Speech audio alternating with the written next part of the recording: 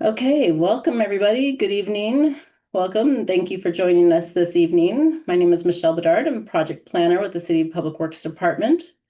Also with us this evening is Jessica Grant, supervising transportation planner, Derek Bailey, principal traffic engineer, and Alexis Flores, our senior project engineer. This presentation is also being translated into Spanish by my colleague, Teresa Schoding. To listen to the presentation in Spanish, select the translation button option in the Zoom webinar. Buenas tardes. Para traducción en español, presione el botón en español abajo en la pantalla. Gracias. Also, just as a reminder, as we're getting started in the webinar this evening, I wanted to also remind you that encourage you to attend the meeting tomorrow evening. We'll be holding an open house at Monroe Elementary School. The meeting tomorrow evening will be an open house format. There will be no presentation, but there will be plans available for viewing for the whole project corridor, and staff will be available to answer questions at the open house webinar tomorrow evening at Monroe Elementary School. Also, before I get started, just want to let you know that we will go ahead with the presentation this evening, and then after the presentation, we'll open and have an opportunity for questions and questions after the presentation.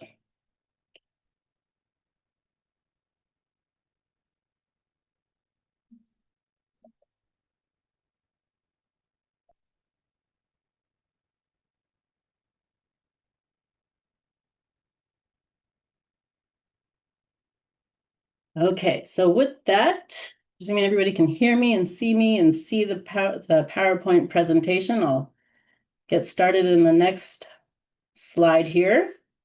The purpose of the meeting this evening is to provide an update on the project scope and design details from the prior meeting, including a conversation regarding the existing street trees to remain, trees proposed for removal, and new tree planting opportunities. We'll talk about on-street parking, also get into the project timeline and next steps, and how you can stay involved. So just as a brief refresher, the project location is along the Cliff Drive corridor from the more westerly boundary point adjacent to Rowborough County Park, along the whole corridor through Cliff Drive down to Castillo Street. And this image here also highlights La Marina Drive. There's no infrastructure improvements to that street, but we will be adding what we call painted bicycle markings or sharrows on the street, and it's added for the purpose of an extra connection between the proposed infrastructure improvements associated with this project and to other existing infrastructure, bicycle, pedestrian improvements along Shoreline Drive and down to Cabrillo Boulevard. So the project again includes a new 3.1 mile, all ages and abilities separated path from the roadway. For the most part, wherever there is an existing sidewalk, the sidewalk will remain a sidewalk, and then there will be a new separated path.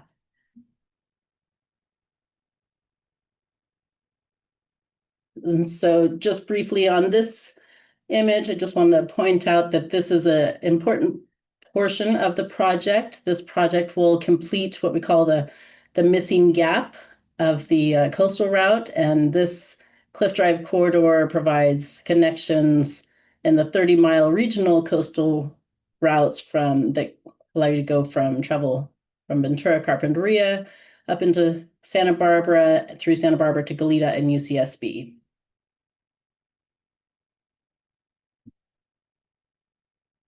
And so for the purpose of the project, this project will achieve the community's desire to transition Cliff Drive from the existing urban highway design, formerly State Highway 225, designed by Caltrans, into a more neighborhood-friendly, neighborhood-serving street. And so what that means is, again, in this diagram here, you can see the red hashed mark is the new separated bikeway for the whole length of Cliff Drive from, again, Rowborough County Park at the westerly end to Castillo Street along the easterly side of Cliff Drive. That also includes enhancements to existing crosswalks and 14 new crosswalks. And so the street names here are where the new crosswalks will be along the Cliff Drive corridor. This also includes safe routes to school, so it serves the area's 3 elementary schools, Monroe, Washington, and McKinley, as well as the Santa Barbara City College campus. And then in addition to the new and enhanced existing crosswalks, we'll also be adding 4 new traffic signals. The traffic signals will be located at Cliff and Camino Cama, the intersection, and then also a new traffic signal at the mid-block of between Camino Cama and Meigs, and that's to better serve the neighborhood, commercial, retail services and businesses. And then additionally, a new cross traffic signal at the West Campus and East Campus, better serving the Santa Barbara City College neighborhood and students and faculty. And again, just as noted again, that this is a important regional connection between the north and south, connections to the Las Positas Modoc bike facility, as well as connections into the lower west side neighborhood, down along Rancheria Street into the lower west neighborhood.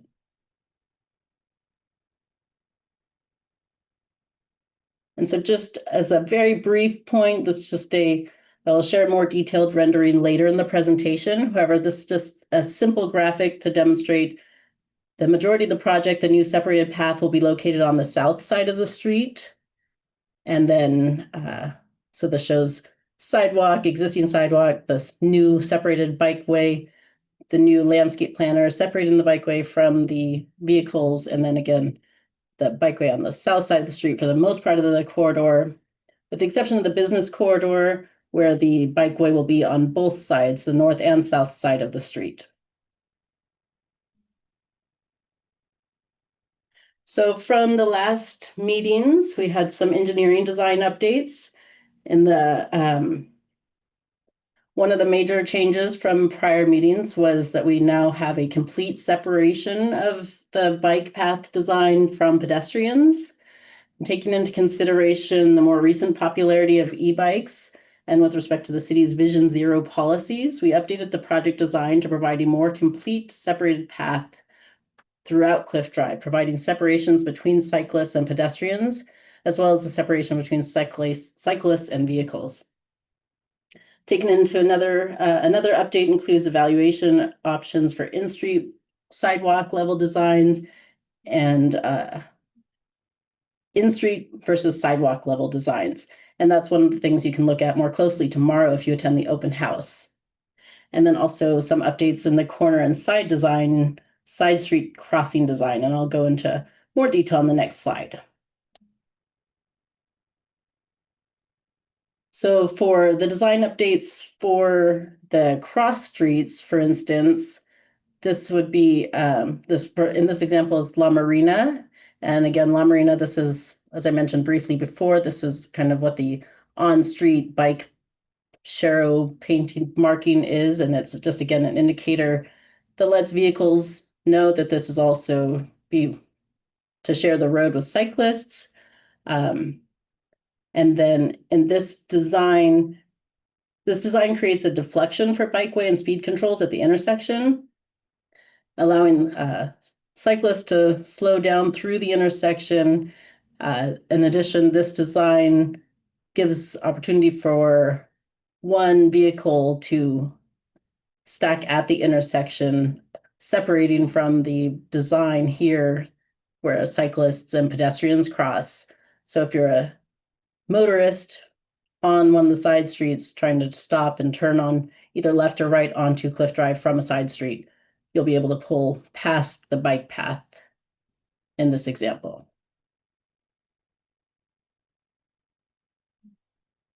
Next, we'll get into, again, this is just kind of a rendering. I'll share more detailed renderings later in the project presentation this evening, but just as a brief presentation, this design update, again, this is an example where we have an in-street, what we call in-street bikeway versus sidewalk level. And then the bike path design is separate from pedestrians, again, as a complete separate pathway. and separated from the vehicle travel lanes and proposed on-street parking. And then this design, separating the bike path from the vehicles, provides an opportunity for new landscape planters, which give you an opportunity to provide new street trees, to provide a more neighborhood feeling street versus the existing highway design by Caltrans. So again, here just as a similar picture to the last slide, but again, to a little detail on the on-street parking and how that works. So to start, just as we started studying and evaluating the project, staff conducted and evaluated a parking study, and that entailed counting the total number of existing on-street parking stalls on Cliff Drive for the whole corridor of Cliff Drive. This is the area of existing curb parking, excluding areas of existing red curbs and bus stops, and accounting for one space with a minimum of 20 feet linear length, which is consistent minimum with our city standards. Additionally, staff conducted parking counts 5 times a day, 6 a.m., 9 a.m., noon, 4 p.m., and 9 p.m. over the course of several days. And so for the existing parking tally, the total parking on Cliff Drive, the whole corridor of Cliff Drive, the north side of the street, there's 79 on-street parking spaces. That's parking spaces within the public right-of-way. There is no change to the number of parking spaces on the north side of the street, given again, as I mentioned earlier, that primarily the bikeway will be on the south side of the street. The south side of the street, existing has a total of 109 parking spaces, and proposed, there will be 63 proposed spaces on the south side of the street. The total for the whole corridor, the existing total is 188, and the proposed total is 142. The change results in a reduction of 46 on-street parking spaces, and again, this is all on the south side of the street. And then the parking study evaluated, again, with a total of 142 proposed total spaces in the parking during the staff conducted parking analysis. The parking study evaluated parking demand of the on-street parking, which determined that the peak parking demand was observed with a total of 131 parked cars. The highest number of cars parked on the street was identified at noon on Sunday, and the lowest parking demand was observed with a total of 73 parked cars that was observed at 4 p.m. on a Sunday. Again, this is the whole corridor of Cliff Drive from Marlboro to Castillo Street, where existing parking is already allowed. So the total of 142 proposed on-street parking within the public right-of-way exceeds the observed parking demand. And again, with this slide, now this is kind of difficult to view, but again, you'll get just a general picture of how, if you can see my mouse on this screen, you can see the separated bikeway along the south side of the street. This location right here, if you're following along with my mouse, is the bus stop. And then along the corridor of the bikeway, this is the new landscape planter that separates the bikeway from the vehicle travel lane and parking. And then these little P's represent new parking spaces. Again, this is identified to be a minimum of 20 linear feet per parking space. And so next slide, we'll talk about just some project updates and technical environmental reports. We've currently been wrapping up some environmental review, completing review of consultant technical reports such as arborist and cultural reports, and then also stormwater and infiltration design. Another key component is during the process, and we've been evaluating the design with the existing and proposed street trees. The project as proposed, or the current existing condition, is there are 322 existing trees within the project corridor. That's existing street trees within the public right-of-way. Of the existing 322 existing street trees, 25 trees have been identified as for potential removal. 23 are within the public right-of-way, and 2 are located on City College campus. The 23 proposed trees proposed to be removed will be going to the city's Street Tree Advisory Committee tomorrow, and then also the city's Park and Recreation Commission later in the month in June. And the 2 trees that are located on City College, we are in collaboration with City College on the project design. They're in support of the project, as well as they also have an ongoing project where they're changing the circulation on their property, and the trees on their property will be removed or evaluated during the ongoing coordination with the City College. Okay, next slide. This is just kind of an overview of one of the renderings. And this is really just a landing slide for me as I transition to our consultant renderings that I'll go into a little bit more detail. So hold that thought while I transition to the consultant street view renderings. Good evening, everyone. Well, Michelle's switching to the next screen to show the renderings. Just as a reminder, if you have any questions, please fill out the Q&A section, and we'll get to that at the end of the presentation. Thank you. Okay, so starting at the more westerly view of Cliff Drive, this is adjacent to Arroyo Burro County Park. So you can see here, not much is changing here, just a widening of the sidewalk in this location.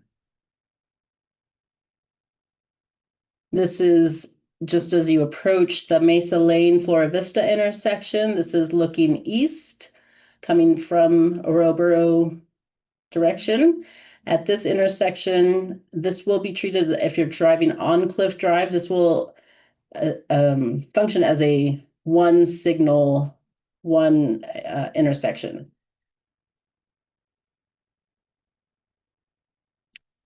Again, here on the proposed, you can see the bikeway on the south side of the street. As I mentioned in earlier slides, for the most part, it's on the south side of the street. The proposed new bikeway is on the south side of the street.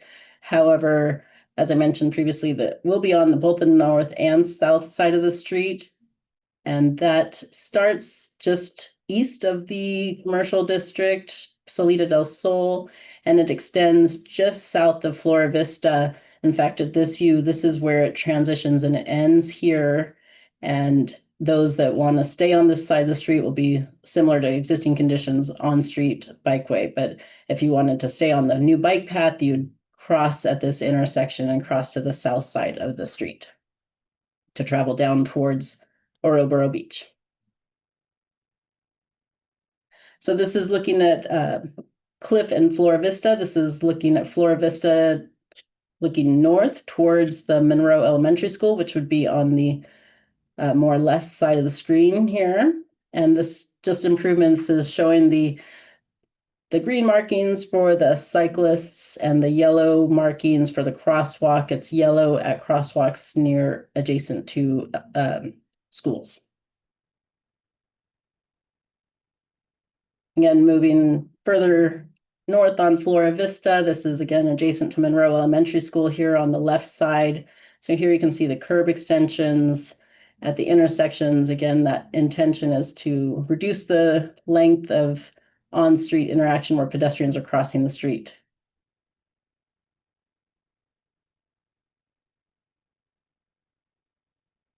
And so this view is on Cliff Drive looking east with the Mesa Shopping Center on the left side of the street here. This is the Camino Calma intersection, Cliff and Camino Calma. And again, at this intersection is where there will be one new street traffic signal at this intersection and new crosswalks. And again, you'll see this is commercial corridor where the separated bikeway will be on both the north and south side of the street.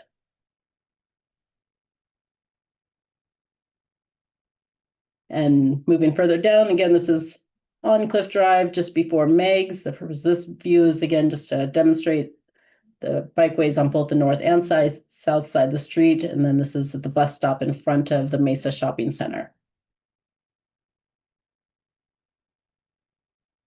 This is a similar view, just looking west instead of east. So now the Mesa Shopping Center is on the right side of the street, the right side of the image here. And then, and this indication is just a good indication of how it's a separated bike path. The bike path will have a darker, maybe a more gray color that will distinguish the bike path from the sidewalk.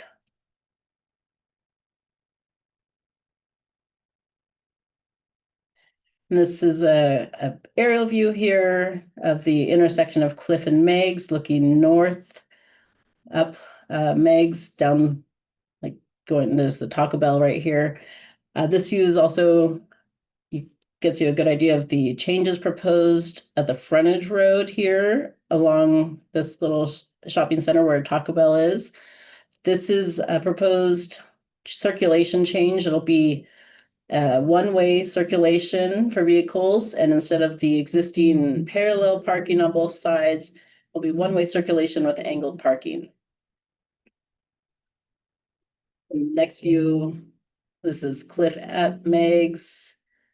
This is looking east through the Meigs intersection with the new, again, new bike markings for allowing crosswalks and bicyclists to cross the street, and whether you're choosing to ride a bike or walk, that gets you across the street from the south side and north side of the bikeway.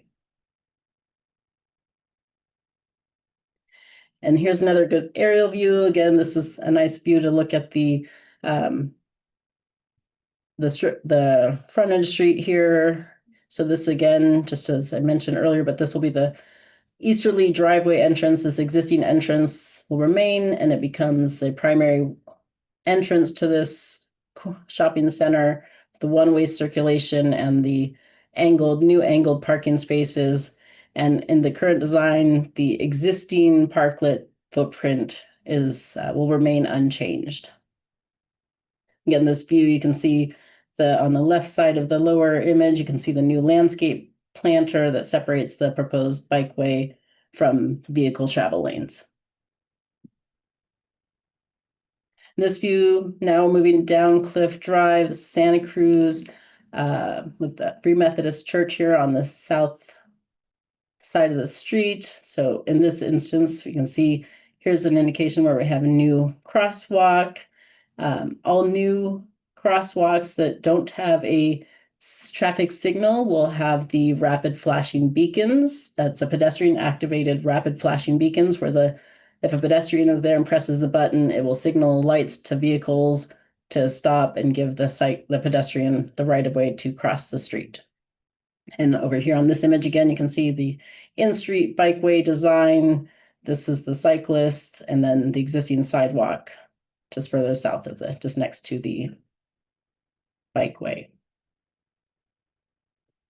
And this view's, again, on Cliff Drive, this view is looking west. So again, this gives you the view of the in-street bikeway, the new landscape planters that provide opportunity for new street trees, as well as parking pockets. Again, in this design, separating the sidewalk from the bikeways, and the bikeways are separated from vehicle parking and vehicle travel lanes. This view is looking, this is West Campus entrance, looking west. And in the lower image, you can see the new traffic signal, and there'll be a new crosswalk on the more westerly side of this intersection. And then the bikeway here adjacent to the campus, and the separated new landscape planner separating the vehicle travel lane from the bikeway. This view is just east of the Loma Alta intersection, the main campus to City College.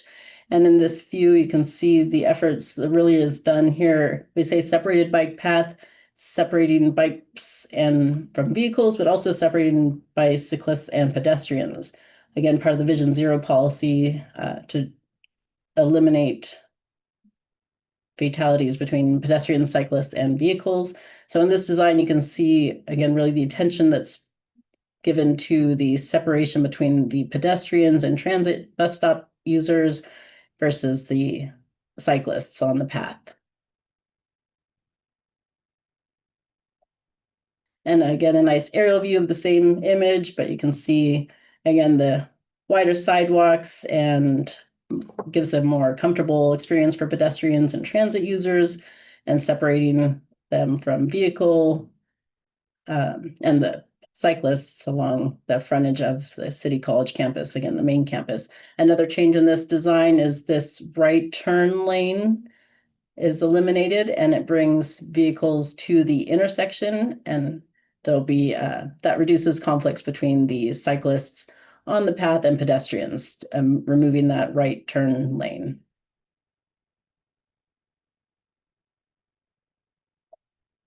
And okay, this next view is the East Campus entrance. Again, a new traffic signal at this entrance and a new crosswalk along the more westerly side of the intersection. This also serves the elementary school.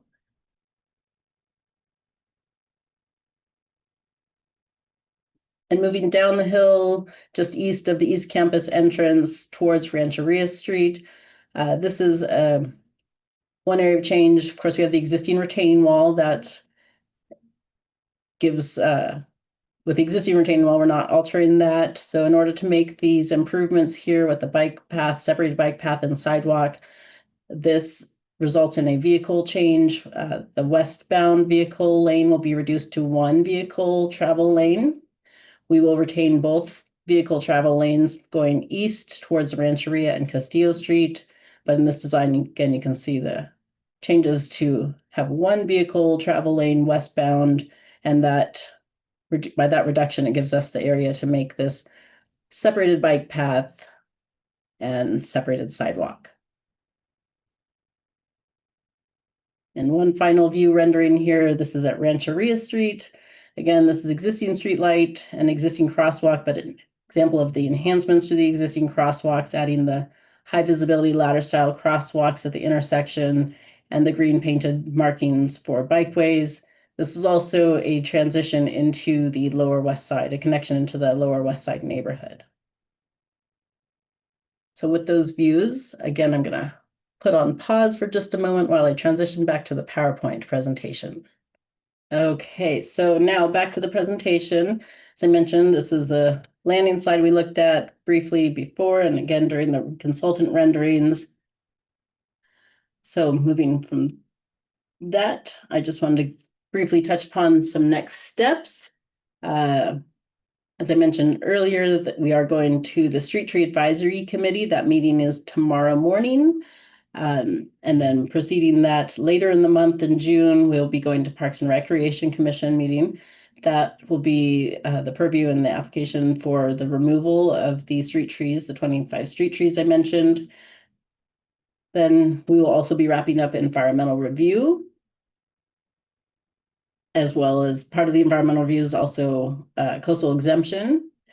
Later this month, we'll also be returning to the city's Transportation and Circulation Commission meeting to give them a project update. And then likely in July, we'll be going back to City Council with a project update. And that's where we'll get the environmental determination for part of our CEQA, which is the California Environmental Quality Act.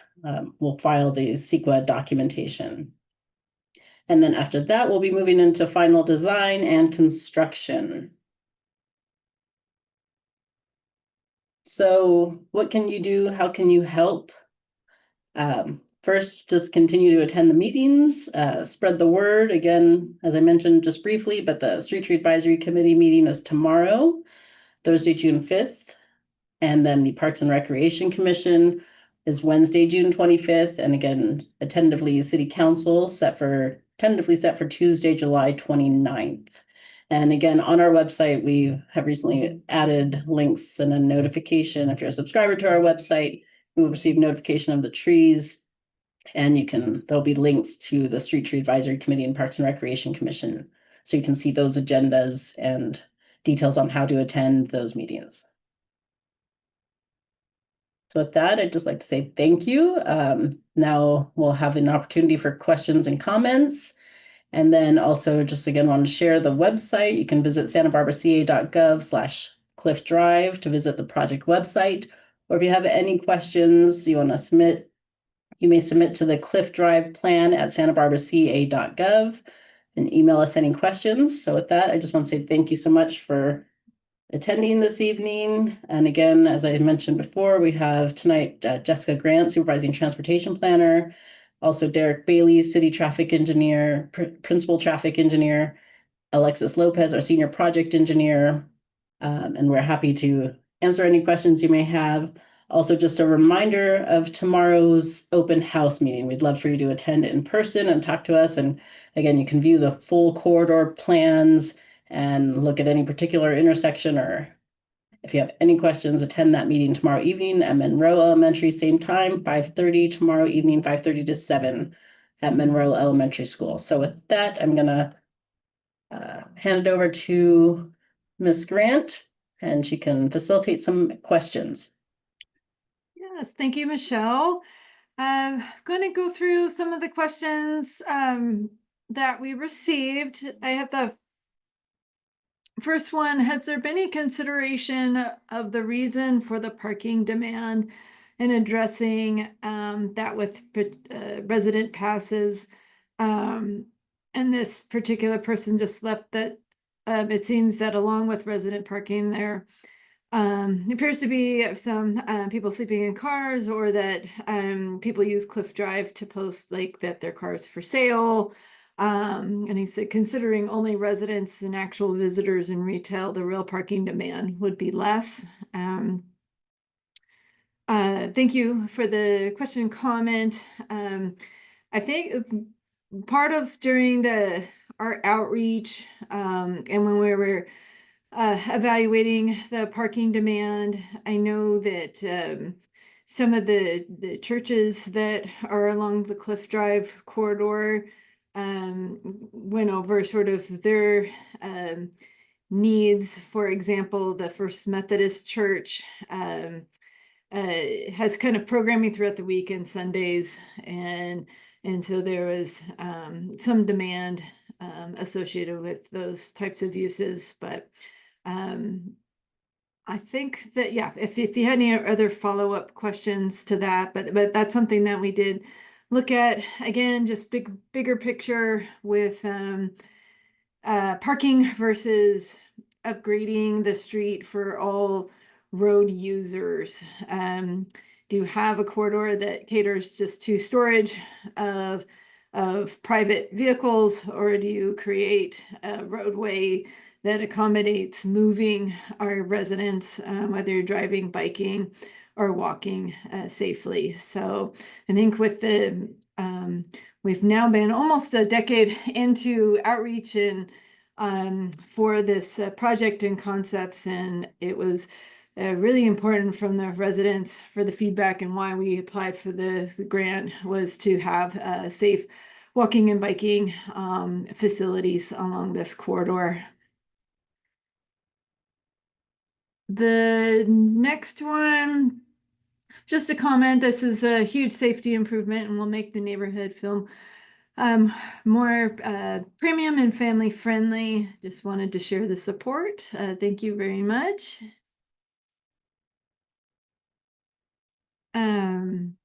Thank you just for the kind thoughts about the presentation. Another question revolving parking. Does the parking study evaluate just a point in time, or does it take into consideration growth in number of SBCC students or additional vehicles associated with ADUs? These are point in time for parking demand, and different days of the week and different times on those days. Again, kind of getting back to the bigger issue is just really looking at the functioning of the public right away, and the need that so many residents expressed for safe biking and walking facilities.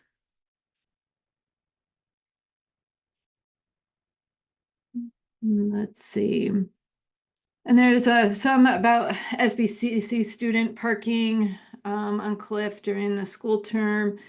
There is a the residential parking permit system that the city has. There is Area M, which is located in part of the Mesa neighborhoods, circa La Marina Drive, and then closer to the campus that has restricted parking on school days from 8 a.m. to 4 p.m., which is enforced in the fall, winter, and spring semesters. Just in general, SBCC has travel demand incorporated into as a regular program, meaning that they work with students and faculty and staff to encourage alternative means to get to campus, for providing bus passes, those types of things, biking facilities, parking facilities on their site, etc.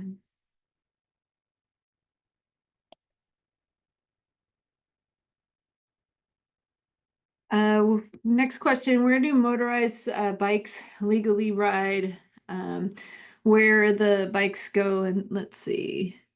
And by next, side by cars, it is very dangerous as they ride so quickly as you're walking or riding your bike. So the way that for like e-bikes, we go by the state classification. So there's class 1, 2, and 3 types of e-bikes. For this type of facility that we're designing, it would be considered by the state like a separated bike path. And for that, there is a max speed of 20 miles per hour. It's a little bit confusing from the question, but there's some maybe that's perceived as e-bikes, but they're not e-bikes. They would fit under the motorcycle classification of the vehicle code. And then some of those bikes, like a pocket bike, those are not street legal on city roads. So that is a separate enforcement effort.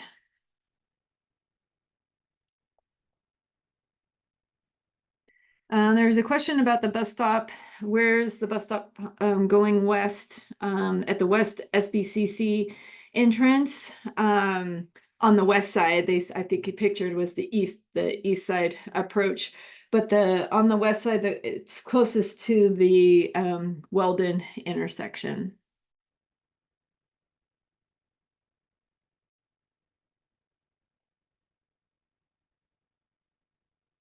This one was, please explain why bike lanes are how they're separated, maybe is the comment. Maybe if that person could respond back. But there's a couple different separations, but mainly it's at least a 5-foot separation that is separated by like landscape planters.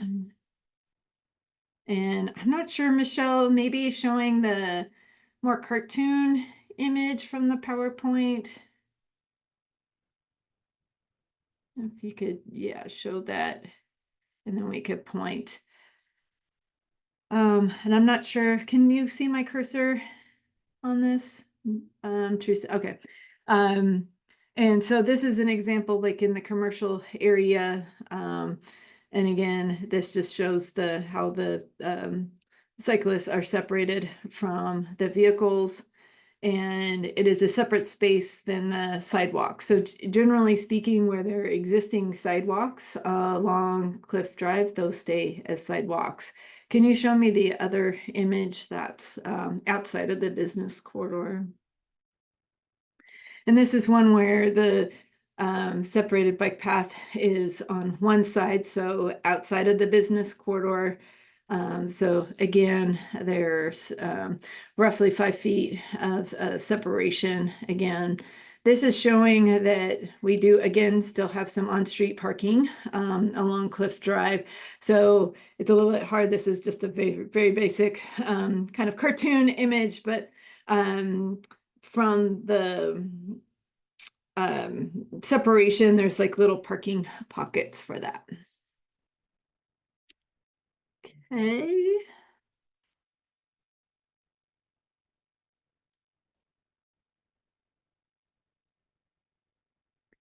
There was a question, does the presentation match the maps on your website?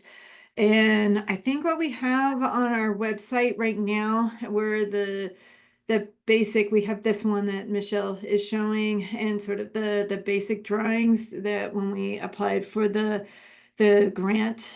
But this is something that we can post, like the updated renderings and all of that coming soon.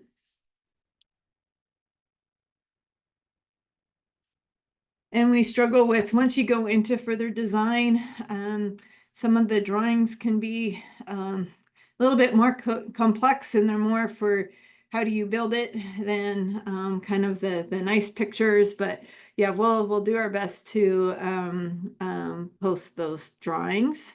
And we will have this layout, the big strip maps of the entire corridor at the open house tomorrow.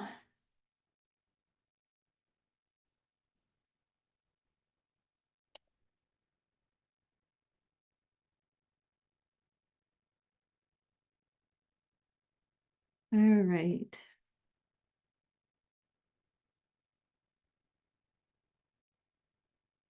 One comment, thanks for the diagonal parking on the north side of Cliff at Meigs.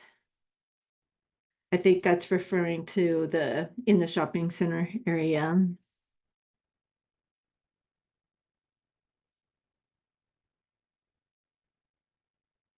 There's one question about our Villa Mesa community is concerned. The traffic noise level and air quality will be negatively impacted by the proposed traffic signal at the driveway across from Camino Calma and Cliff Drive. And just an understanding of why it needs to be located right at that intersection, and a concern that there's 3 signals that are relatively in close proximity. Do you want to take that one? I have Mr. Bailey is also in my office, so he could explain a little bit more about the signals and the purpose right in the area. Hi, everyone. Zoom is not working in my office, so I'm lurking in the background here. The purpose of the traffic signals near the shopping center at Meigs, there's going to be a pedestrian signal approximately mid-block, and then at Camino Calma, which is the street along the west side of the shopping center. It's really just to facilitate movement for pedestrians and cyclists especially, and to address at Camino Calma a pattern of collisions in the past, just to facilitate movements coming out of the shopping center to turn east onto Meigs. So that's really the purpose of the traffic signals. The traffic signals are going to be synchronized. The pedestrian and signal at Camino Calma will be they'll only cycle to the side street or the pedestrian if there's what we call a call, or somebody on the side street or somebody that wants to cross the street. Otherwise, it'll just rest in green for Cliff Drive the majority of the time. Okay.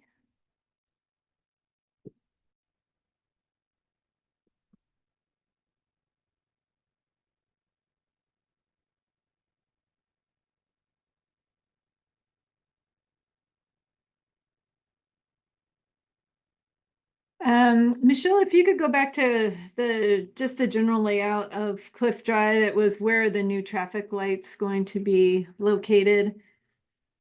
I know that Mr. Bailey just mentioned a couple of those areas, but visually we can call that out. So it's everything in, as the cursor showing, with the traffic signal that's in brown, the traffic signal that has the white border around it, those are the existing traffic signals. So again, there's one at the Camino Coma intersection and between Camino Coma and the Cliff and Meigs intersection. And then there's two new traffic signals at the Santa Barbara City College West Campus entrance and then at the main campus entrance.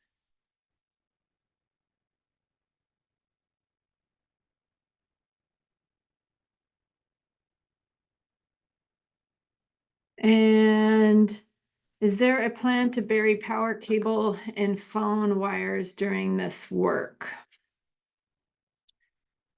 Let's see. We have timing on some of that. We don't know don't. the timing of the project, but Okay.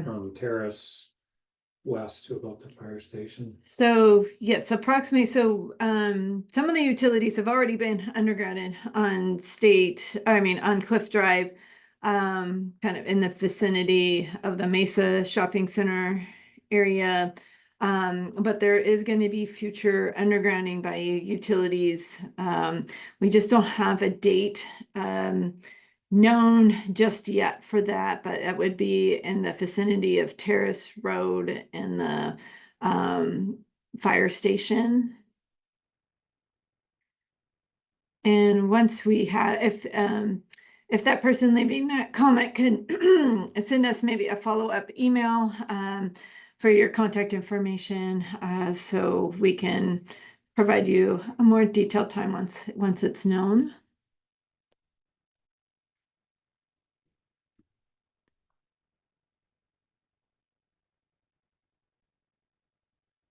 What is proposed at the intersection of Cliff and San Rafael Avenue? Side street stop sign. Yeah, that would be the side street stop sign and then rapid flashing beacons and crossing enhancements across Cliff Drive.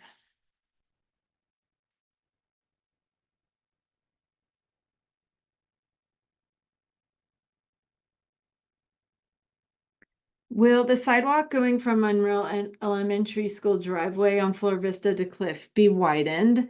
It is currently very narrow. So let's see, I'm still reading. There was a few more comments associated with that. But Michelle, if you could go, let's see.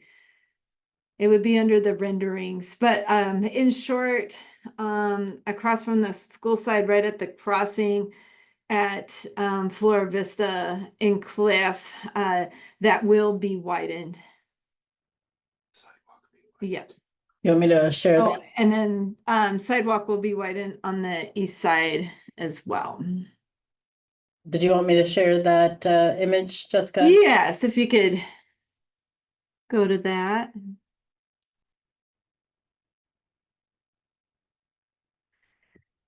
And then there would be also from the sidewalk on the east side that's widened. Then there will be some curb extensions right at the driveway entrance to just shorten the distance for the kids walking or biking to school to limit their exposure in the roadway there and help provide better sight lines for the students that are crossing.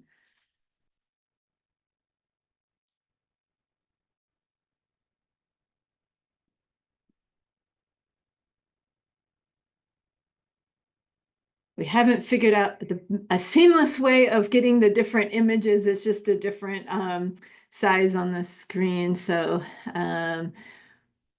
when you get there, Michelle, in the meantime, I'll keep going on some of these questions unless you have it quickly available.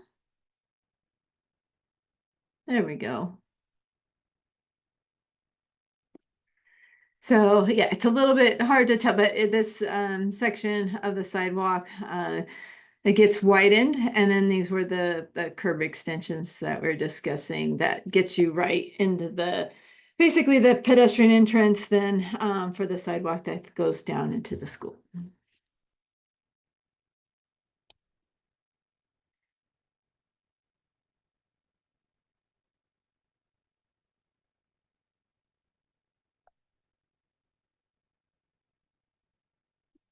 There was more questions about the power lines, and it's separate. It's a separate project from this one. And yeah, we hope to get updates soon on when that project is happening.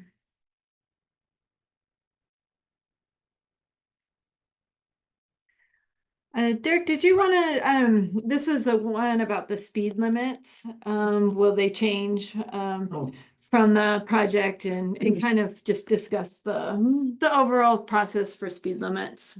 Yeah, great question. Speed limits in California. Oh, I'm kind of Yeah. your camera.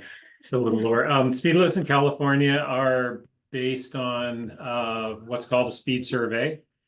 And so in order to establish a speed limit on a street like Cliff Drive, the city has to go out and measure speeds.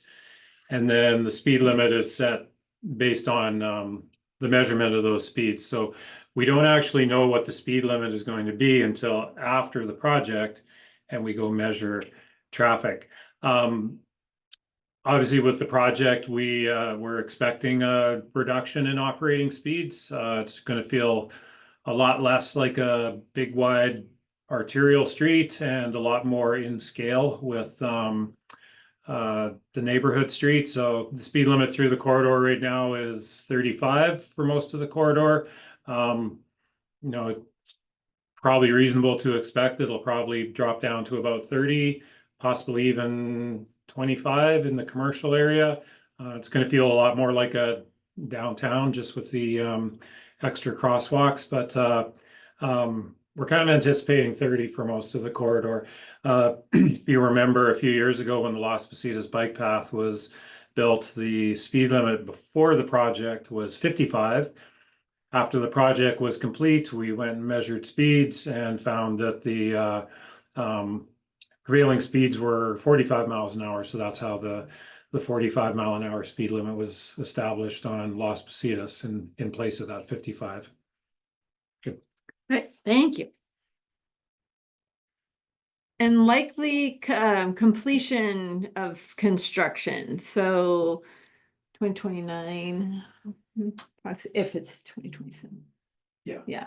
So right now, and per the grant was to be out to construction in 2027.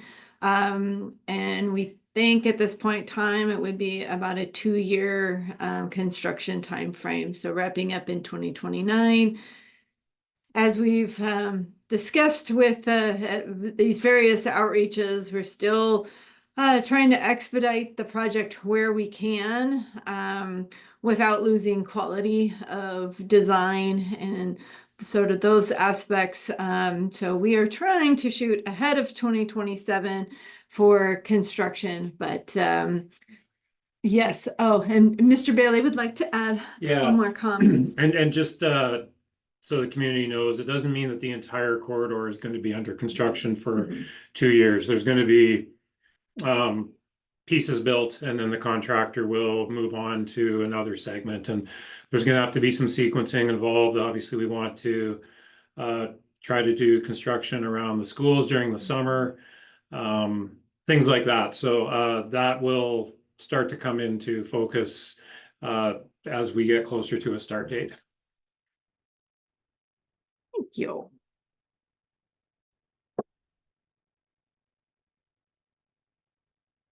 Oh, Derek, why don't you come up over this one too? Oh. Yeah, it was just from an operational standpoint for the Mesa Lane and Flora Vista, that vicinity of Cliff Drive. The question was how it will be treated or converted to one intersection. How will this work given the offset of the streets? Yeah, great question. Michelle, if you're able to bring up the overhead view. Sorry, I know it means switching back.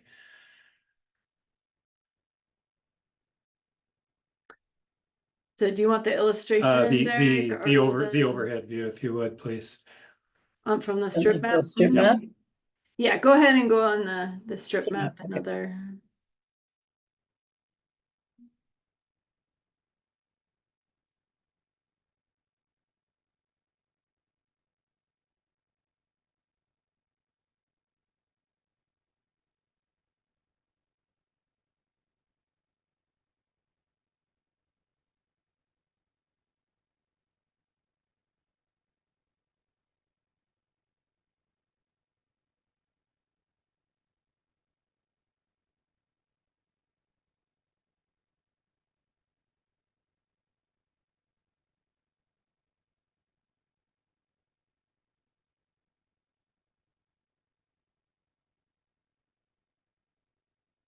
And is it possible to slide it a little bit more so we can see or yes, don't zoom in, zoom out. Yeah, now it's really small. I know, it's Sorry, let me zoom in first and then I'll fix the screen view. yeah.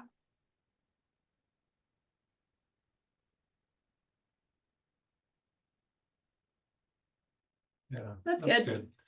good. Yeah, so just before I start describing how it'll operate, we really struggled with this intersection. The existing configuration, if you can picture it, in between the two traffic signals, there's side-by-side left turn lanes to turn into Mesa Lane or go up Flora Vista. Those side-by-side left turn lanes take up a lot of space. And it was really affecting the design of the sidewalks, the parkway landscape strip, and the bike area.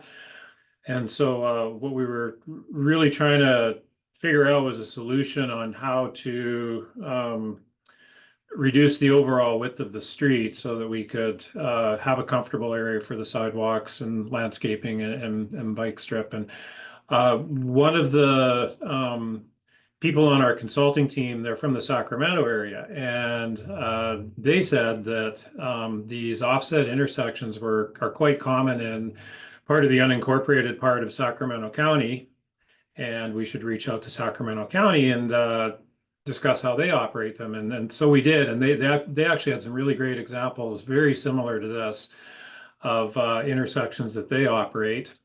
So very similar to the layout you're seeing in front of you. The side streets will each still go exclusively, just like it does now. So Mesa Lane will get a green light separately from Flora Vista.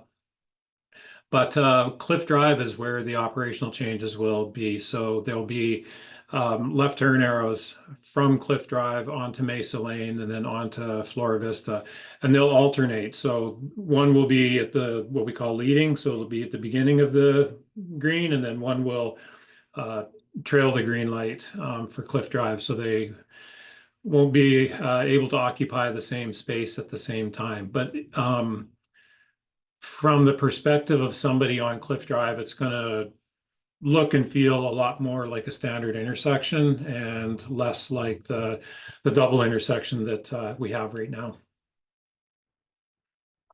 Yeah. Oh, I would stay here for just that one.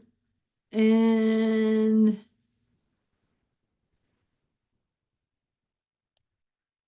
maybe this question, if so the next question, if the sidewalks are the same elevation as the bike lanes will ride on the sidewalks just like Shoreline Park. How will the separation be maintained? Yeah, good question. So where the sidewalk and bike lane are side by side and both roughly at sidewalk level, there'll be a few things to distinguish and separate the two spaces. One, color. So the concrete for the bikeway is going to be like a dark kind of charcoal gray, kind of like you can see in the image here. And then the sidewalks will be more of a standard gray sidewalk color. There's also going to be a slight elevation difference, probably a couple inches, and it'll be beveled. So bike tires won't catch on there and flip over anything, but it will be enough that visually and from a texture perspective, they are going to be two distinct spaces. All right. Michelle, I think you have some of the tree removals. I just want to confirm. Let's see. One of the trees is one of the trees that's being removed. The 4 ficus trees in the cliff by Oceano area.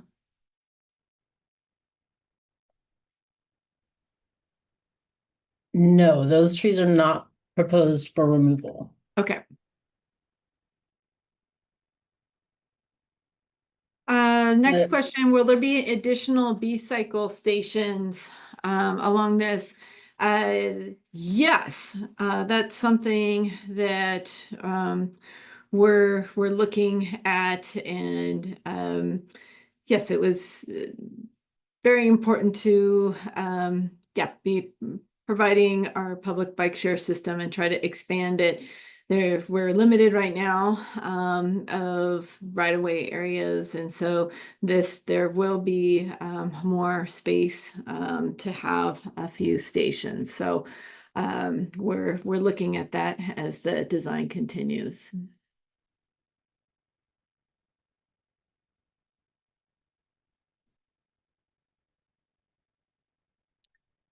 So one question has to do with, do any of the intersections have leading pedestrian intervals with the new traffic signals coming in? And then this part 2 to that is, what about no right turn unread for roads intersecting with Cliff Drive? Yeah, good question. There is, so just back up, what is a leading pedestrian interval for those that don't know? It's when the walk light comes on first, a few seconds ahead of the parallel green light. So there is one leading pedestrian interval on Cliff Drive right now. It's at the school crosswalk at Flora Vista. So if you're pulling on to Cliff Drive from Flora Vista, you'll probably notice that the walk light turns on a few seconds before traffic gets the green light. And that's just so pedestrians can get a head start. Sometimes drivers don't see pedestrians waiting to cross at a street. You know, they can be hidden behind their pillar or just not paying attention.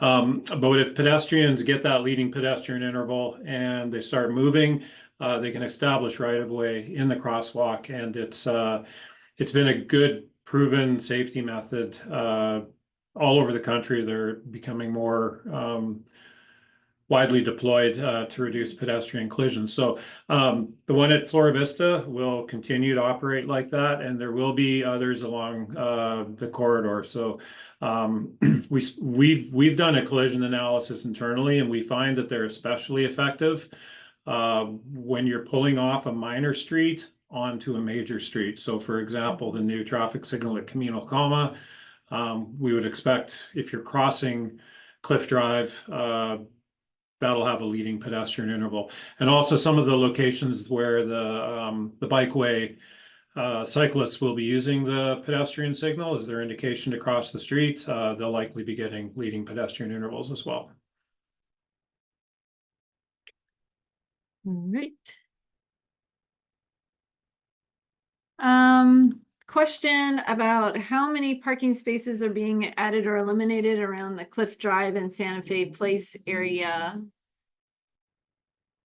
Are the parking spaces marked for vehicles? There would be no marking of the parking spaces. What we consider a parking space is 20 feet in linear length, but we all know all the vehicles come in different shapes and sizes, so we don't put a limit to that. So for example, if everybody was driving the little minis, you might be able to fit one extra mini, versus if it was all the I don't know, large Ford trucks, then it would be slightly less. And then as for the actual parking right in that vicinity, I'm not sure, Michelle, if that could be quickly quantified just right now, or maybe we could put that in the parking spot and get back to this individual via email. Yeah, I don't think we can quantify that right. If that person that's asking that question, we can follow up at just because we need to stop and count each of the spaces. So if you could email, if you could cite the email address one more time, Michelle, and we can follow up on that specific.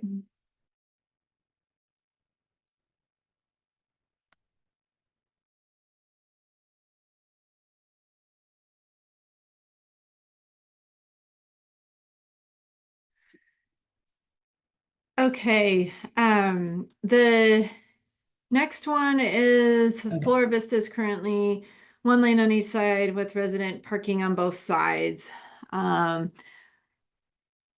And the parking will not be reduced on Flora Vista. It will still remain on both sides. Question, how much input have you received from Mesa residents? A lot. That is why it's just, we're at a point where just providing updates and just, you know, putting final touches before we go into the final design phase. Again, this dates back to outreach before Cliff Drive was even, before it was relinquished from Caltrans to the city of Santa Barbara. So really a lot of discussions really date back to around circa probably 2012, 2013.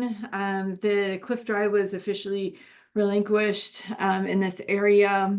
And then the part of Las Positas from, let's see, I guess, Cliff to Modoc area back in 2014. And it was just a big revisioning, and we've also had a lot of neighborhoods with the bicycle master plan update and the pedestrian master plan and those bigger efforts. But we began probably very Cliff Drive specific corridor right around the bicycle master plan update in 2016. And then we started to have very specific community engagement along this corridor, taking a closer look. Originally, it had for just on-street bike lanes, but through further discussions with the community and an effort to make Cliff Drive for all ages and abilities, the scope increased to have separated bike path and then additional crossing facilities, because it's very sparse as it exists right now. But if that person was asking, we're happy to provide more information or all the dates. And then in addition to that, we've had lots of stakeholder outreach, again, with City College and the Metropolitan Planning District of, that's MTD, as well as with the schools and with Omni. And I am, and the neighboring businesses, and I know I'm forgetting more stakeholders at this point, but feel free to reach out and we can provide even more information.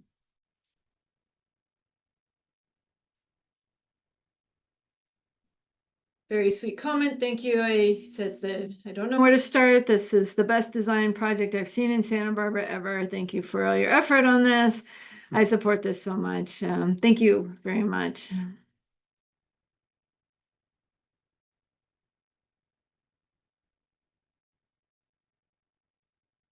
There was a question. Can you confirm on slide 14A if that is a wall outside of the SBCC entrance? The rendering?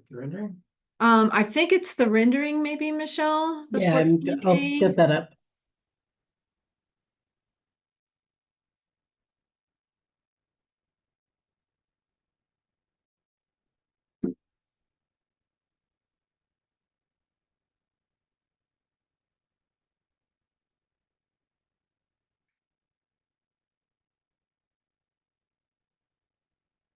Did they say 14A? Can you confirm 14A if that is the wall outside of the SBCC entrance? Or just a small divider?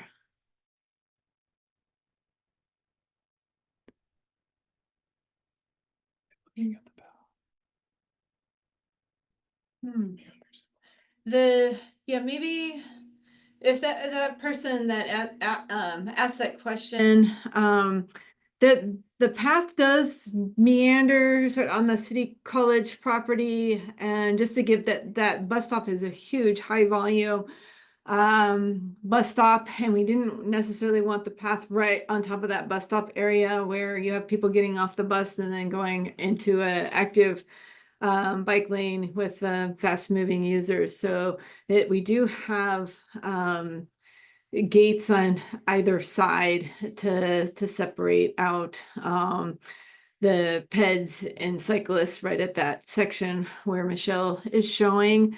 And then working with the City College too, just trying to, for the transit riders coming to go to campus, they're with their proposed plan to rework the entrances, it's sort of a channelization to get them to the future designed entrance area.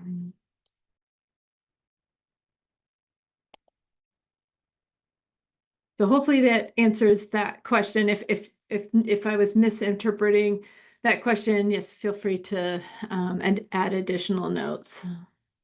Okay. There was one question, and we're not understanding it. There was a reason for bike lane splits on each side of Arroyo Beach. If they could ask that, or maybe rephrase that, we're not understanding that, but there will be connections to Arroyo Beach with the project. I'm wondering, Jessica, if maybe they're just referring to this slide where this transition occurs just south of the Flora Vista, just west of the Flora Vista intersection. Yeah, yeah. Yeah, I'm not quite sure. So before I assume we'll maybe have that person just add a little bit more detail to their question. The question is, where are the trees that are targeted for removal? I'm not sure. Is there an easy way to show that, Michelle? I think without going with all the strip maps, and We can post, following this meeting, we can post the tree exhibits to the website, but yeah, otherwise we just need to go through each in page. general, it's kind of spread throughout the corridor. It's not like concentrated areas.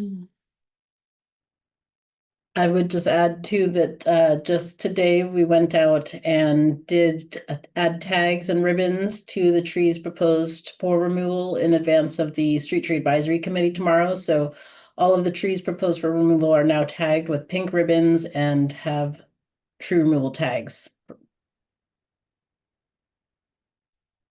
Great, thank you. So yes, for those that are taking a walk or drive or bike, if you see those pink ribbons, those are the ones that are proposed for removal. And again, as part of this project, we will be introducing a lot more trees. This is sort of again, this was a Caltrans facility, very much designed like a highway.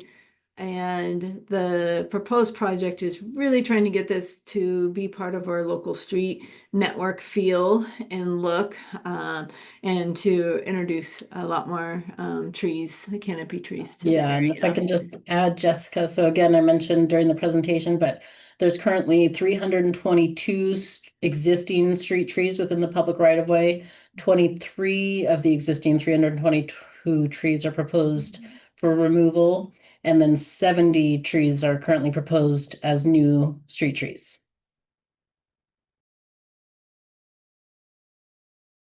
Thanks, Michelle. I'm going to bring up Derek for a couple questions related to traffic operations. The first question is, I understand the intention to reduce pedestrian interaction when eliminating turn lanes, but what about increased traffic delays in lines of traffic at these intersections? There's only one turn lane that's being eliminated in the project. That's the northbound right turn lane from Loma Alta onto eastbound Cliff Drive. There's that kind of free right turn right there. And that's the reason that one's being eliminated is just for safety of the path and safety of pedestrians. Yeah, that's a good image right there, Michelle. Thank you. That free right turn right there does have a history of collisions, drivers colliding into pedestrians or cyclists in that crosswalk. And just because of that, that's the reason for safety that particular lane is being eliminated. But the intersection as a whole has capacity to spare, and so there won't be any additional significant queuing or delay with that turn lane elimination. Great. And I think we can, do you want to, is it this one? Yeah. So the next one, I understood that Arroyo Burro has been particularly dangerous intersection for vulnerable road users. Given that, I am curious why bike infrastructure stops prior to the roundabout, or does the bike path continue, but just on one side of the road? Yeah, good question. The collisions that have happened in the vicinity of Arroyo Burro, it's been road cyclists using the bike lanes that are kind of heading up the hill towards Hope Ranch. And so that's we run out of right of way in that area there. And it's also a different type of user. Road cyclists typically like to be in the street on bike lanes versus onto a dedicated path. So not something we're able to address with this project just because of the limited right of way going up that hill. So that section will remain bike lanes. Okay, and then I think, yeah, perfect.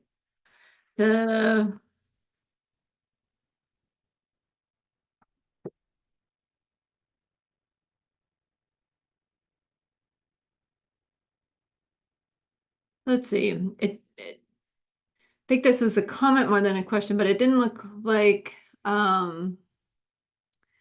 there's any focus on saving parking spots.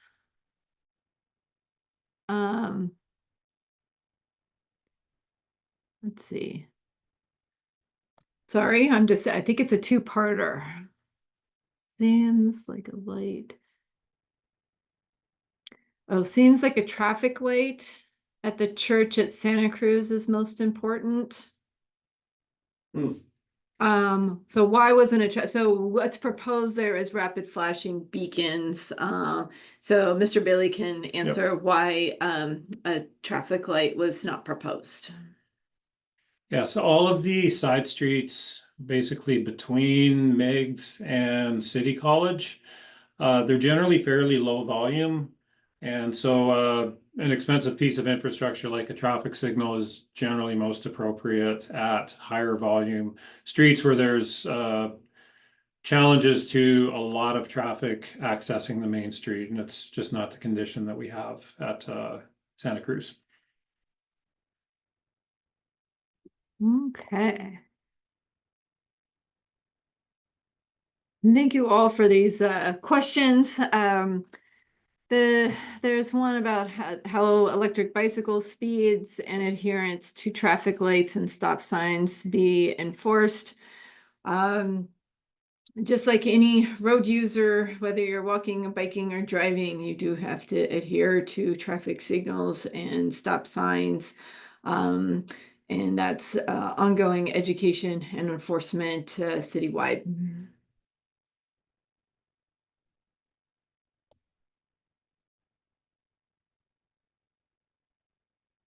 Okay. Thank you for the comment and thank you so much for your efforts. Thank you.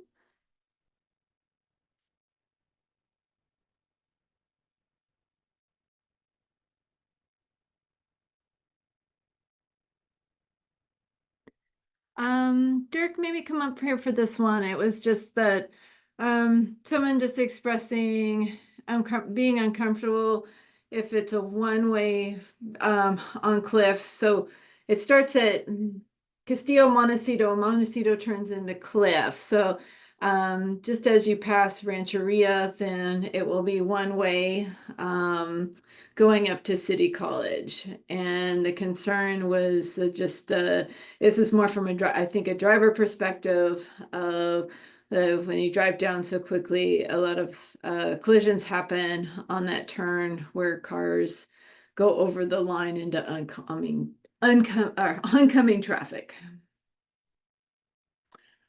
Yeah, good comment. Most of the collisions that we've seen have actually been kind of the other direction, kind of overshooting that turn. So, that's the importance of having that buffer and that parkway between the bike path, sidewalk area and the street itself. We did leave that uphill lane a little bit wider than a typical traffic lane, just so there's more room for maneuverability within that lane. So hopefully that provides a little extra space for drivers to keep it between the lines. Okay. Thank you for the comment that shared that the overall design looks great, and I'm excited about this change. Thank you. Thank you for attending. I do see there were several comments from a Mr. Green. A lot of it regarding the West SBCC entrance. I think it's something, we do have your contact email that we can send you a detail of the West Campus entrance. And again, we'll have all of these in person tomorrow in a whole strip layout at Monroe Elementary. But I think what we understand, it was, again, I think your questions were more in terms of the bus stop location. But if there was anything else, I'll scan through this again to see if we're missing anything.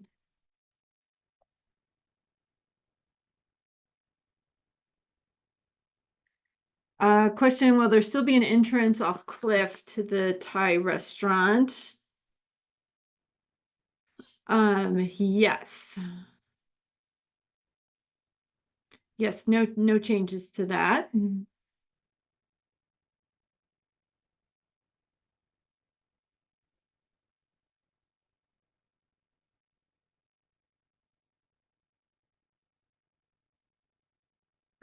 There is a question just in general for vehicle or skateboarding speeds, if we would have any pavement speed bumps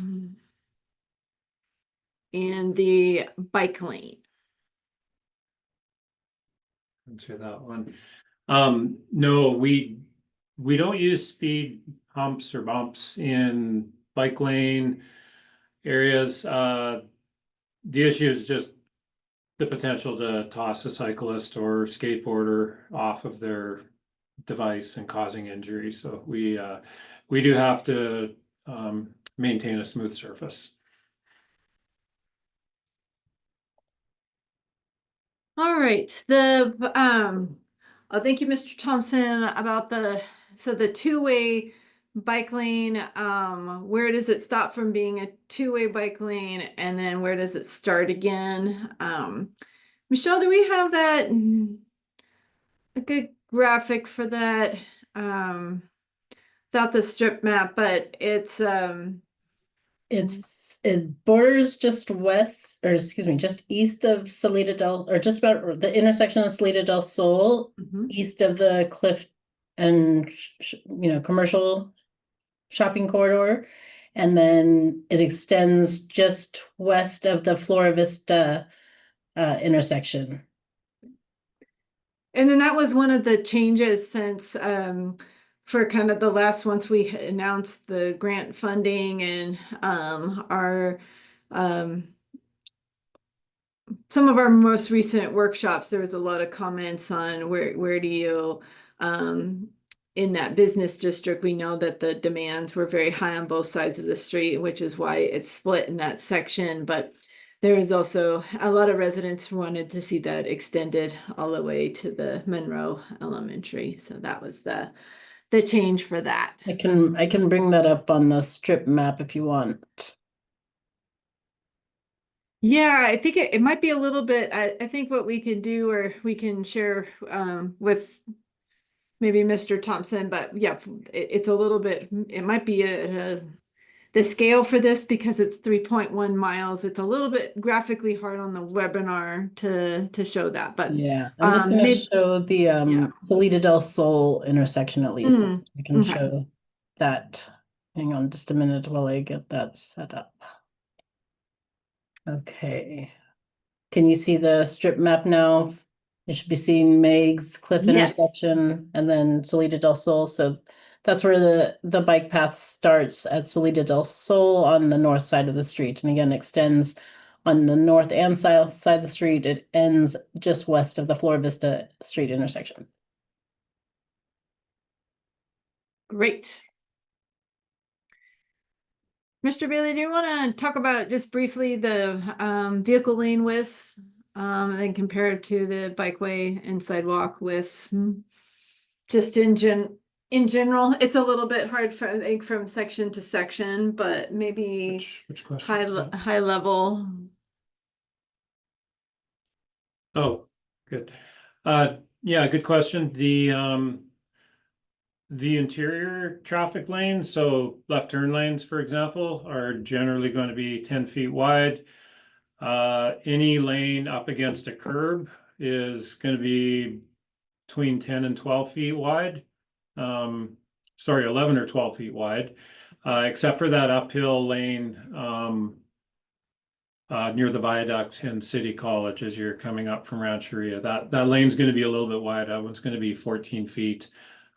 Just for the maneuverability, like we talked about a few minutes ago. Compared to the bikeways and sidewalks, sidewalks are generally 5 to 6 feet wide. The bikeway, where it's one way, will be 5 or 6 feet wide, and where it's two way, it's going to be 12 to 14 feet wide. So it varies throughout the corridor, just based on how much space we have to work with and how we're able to distribute the widths amongst the different modes. Thank you.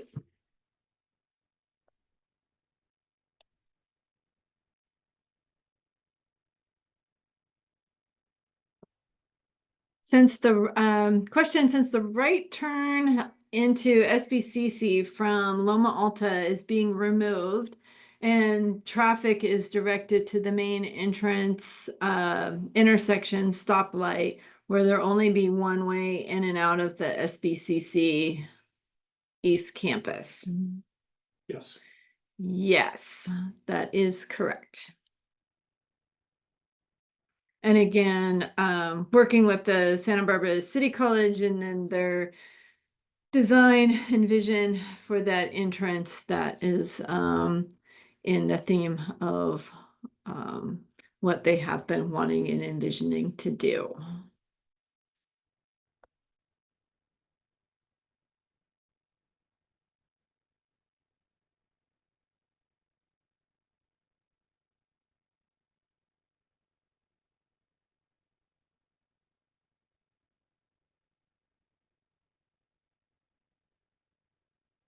Okay, the next one, how wide will the island separating bike lanes from traffic lanes be? And how wide will the island separating the bike lanes from the traffic lanes be? Approximately 5 feet. Yeah, some places will be wider. Yeah, and or wider if we have the real estate.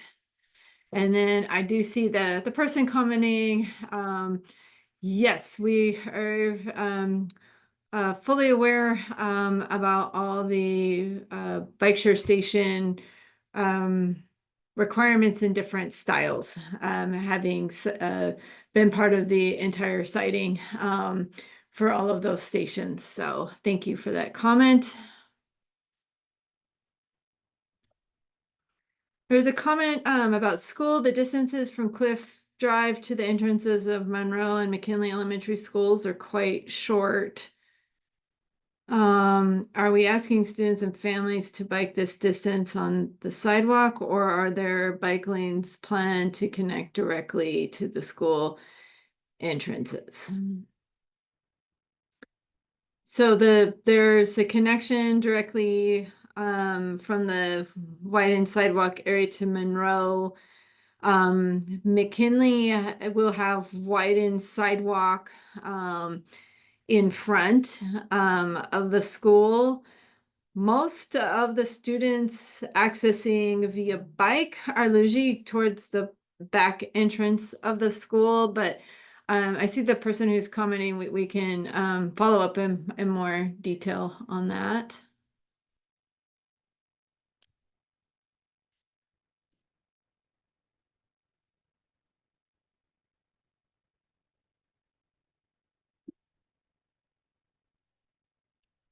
This is a question, and maybe Derek for this, is just the operations. So those for the businesses right at Cliff and Miggs that where Taco Bell and Domino's Pizza, like how do you exit and get to Cliff Boulevard? Because that would be the right turn out. Yes, so that, yeah, good question. It is too close to the intersection to turn left and then go west. So you have to go back around the building or up to Red Rose and back around. Some people, I'm assuming if they knew they're heading west, they might choose to park in behind the buildings and then turn left onto Meigs, which would be a way to continue west on Cliff Drive. One commenter, I'd like to see the improvements as quickly as possible. When is construction expected to begin? If the project gets through all of the approvals process. Again, we had it slated to begin in 2027. But we're trying to move that date up. Again, this is a Vision Zero corridor where we've had a pattern of collisions. We are trying to expedite where we can for this project. And with most of the residents and the long time of outreach we've had on this, I know we appreciate everybody's patience. Everybody wants it done yesterday, and it takes a while to have secured the funding, and we're just so excited that we're over that funding milestone and have money to complete this project, to see it to fruition. So thank you for your continued patience.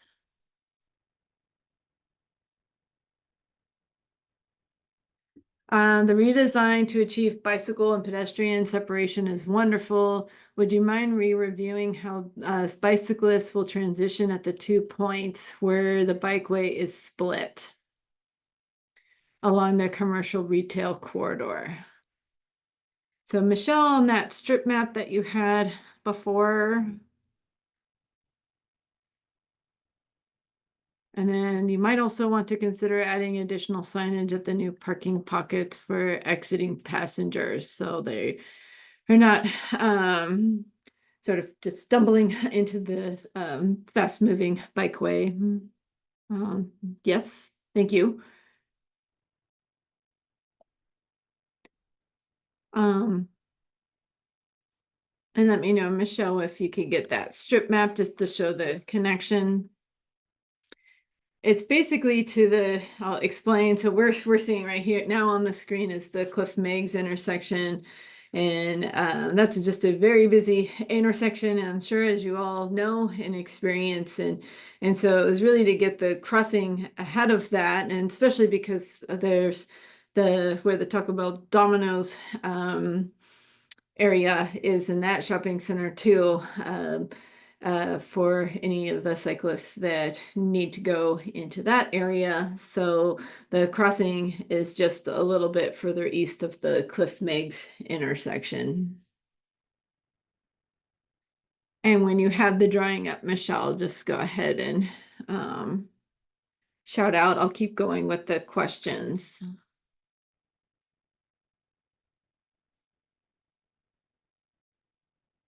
Could you also speak more about the pedestrian signaling will be controlled for Cliff and Carrillo, which is the Cliff and Meg, or that would be the Cliff and Meigs intersection. Currently, you have to press the button for pedestrian signal despite the high volume of pedestrians using this intersection. So the signaling controls for Cliff and Meigs, yes, that will stay the same.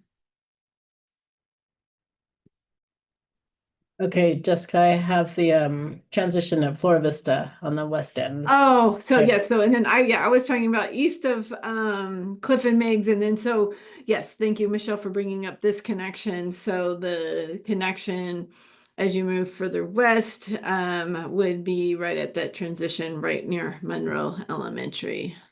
Okay, if you want to hang on, I'll go to the Yes. other end.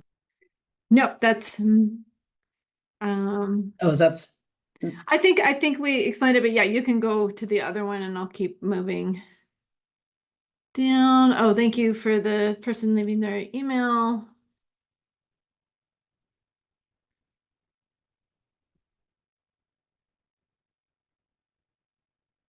Okay.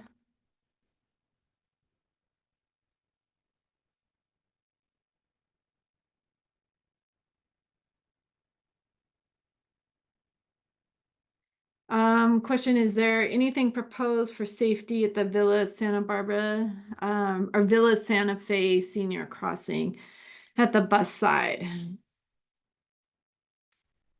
So that'll be the crosswalk at Santa Cruz.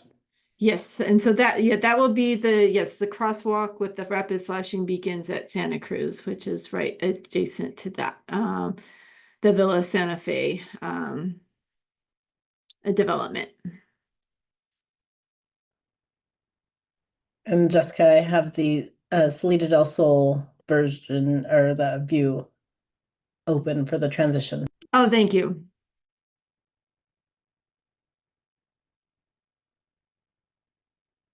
So again, if you were cycling and you wanted to, yes, continue on and go to some of like the Mesa Shopping Center or that, yes, you would cross at the Salida del Sol intersection with the rapid flashing beacons.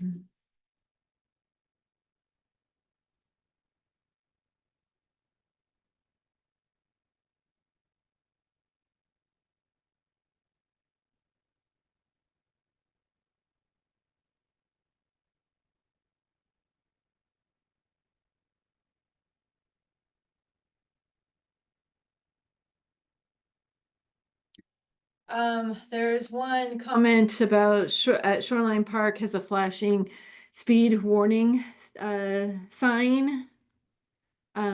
Is it possible to get one on Cliff? We'll have to study that.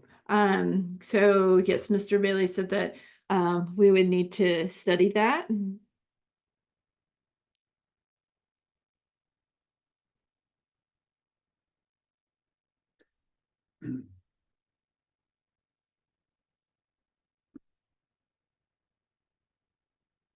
Great. And thank you for your patience, everyone. I want to be mindful of time. It looks like we probably have maybe 10 to 15 more questions. I apologize if we don't get to everybody tonight. I think we'll probably have a stop at around 7:30. So let me keep going and see how many we can get.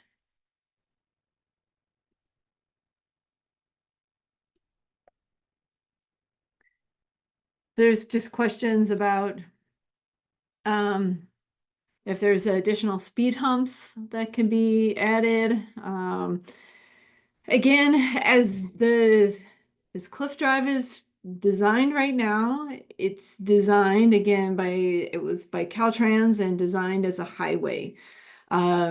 So there's not a lot of roadway friction and it's designed to go fast. And so with this proposed project, would again make it have a local feel, and visual narrowing of the roadway to slow drivers down.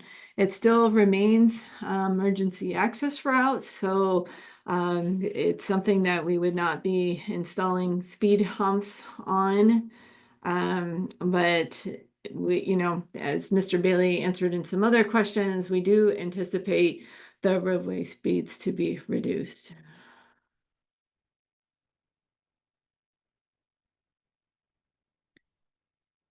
There's a question about AB 43 allows communities to adjust speeds. They reference the city of Goleta. And that is there's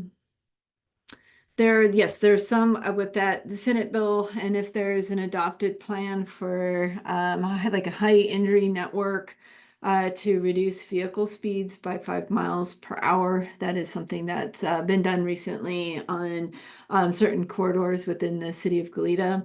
We are currently also working on a Safe Streets for All action planning effort, and that would be also developing a high injury network roadway map. That's something citywide we'd be looking at if there's designated corridors for additional speed reduction. So thank you for mentioning that.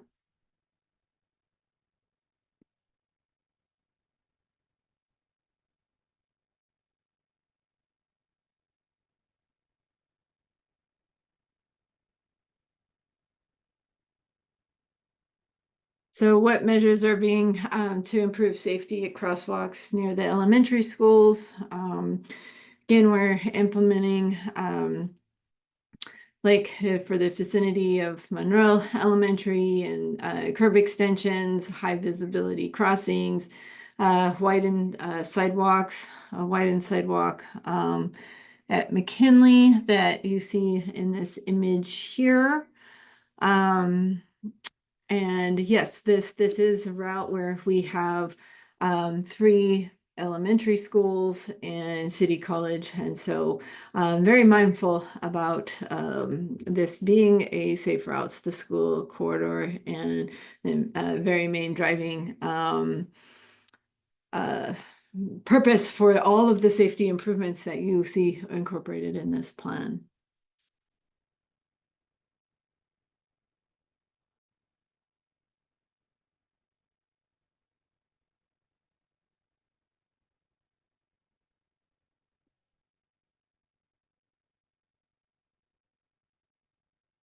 There's a question, Derek, about will there be any walk signals for bikes instead of a hand or person walking? So would there be designated bike symbols for that? No, there's not going to be any dedicated bike signals on this project. Bike signals can only be used when they're operating basically on what's called an exclusive phase, so an exclusive movement. They can't operate at the same time as when there's a parallel green for traffic. So the bike signals just aren't a good fit for this corridor. I understand what you're talking about, but in order for bike signals to be used, you need to have streets generally that have more space. So you can have turn lanes that you can restrict movements and have exclusive bike movements happening. We just don't have the space for that on Cliff Drive. As wide as it seems right now, we would need even more space to have traffic control like that.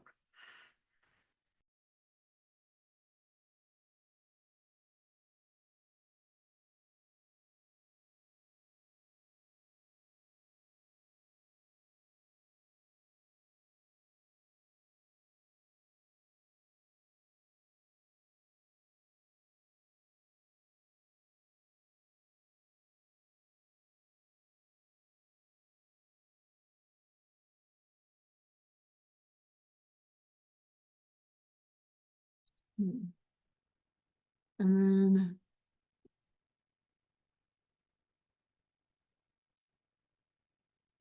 there was a question, what consideration has been given to cars that back out of their driveways on the south side of Cliff? And the 2 new way, 2 lane before entering the roadway.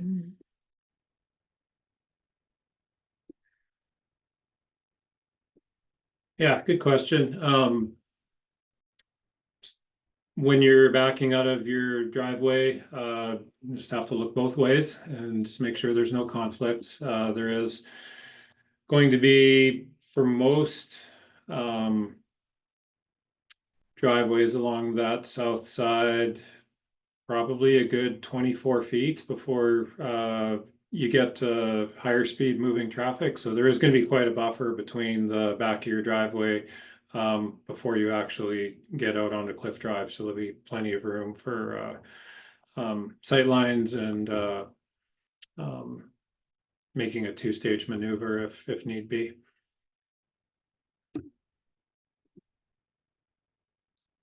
Okay. Great. I do see somebody that had wanted to, they had their hand raised, but Michelle, for some reason, I don't have the controls to do that, but I did say this particular person has provided some written input.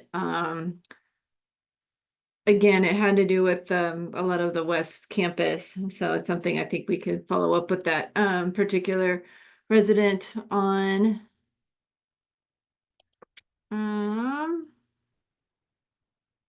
I can show the image of the West Campus and the strip plans, if maybe that Yeah. will be helpful. I'll get that up.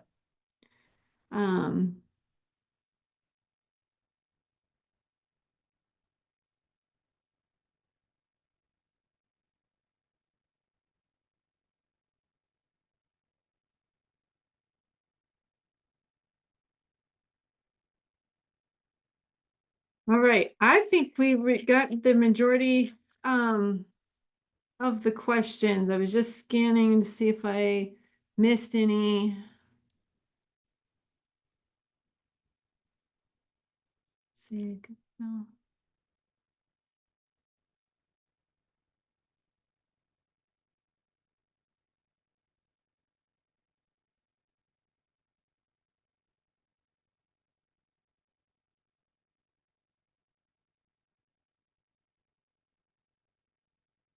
Okay, the view of the West Campus is up.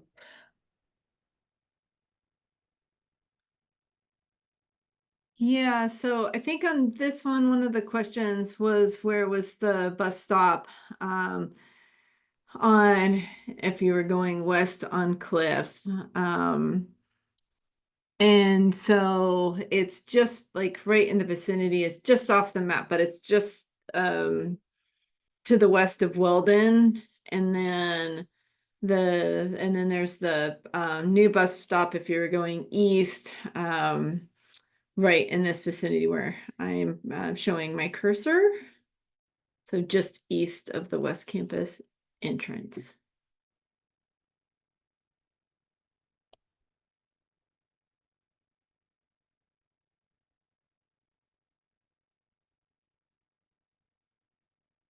I think most of these were just general, let's see, comments. We just okay, we answered that one. I think that's and Michelle, if you could just go back to the how that anybody on this remaining on the call, and thank you for remaining this time. We really appreciate it. Again, we will be in person tomorrow. If you have any more details, or like with me, when I listen to webinars, I think of all my questions after the webinar has ended. So feel free to reach out to us.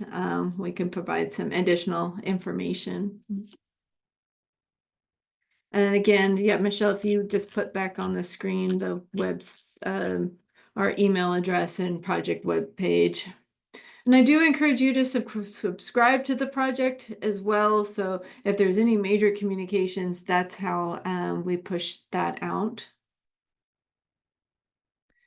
Okay, with that, that concludes our webinar tonight. Thank you so much for spending your evening with us. We really appreciate it. Have a wonderful evening.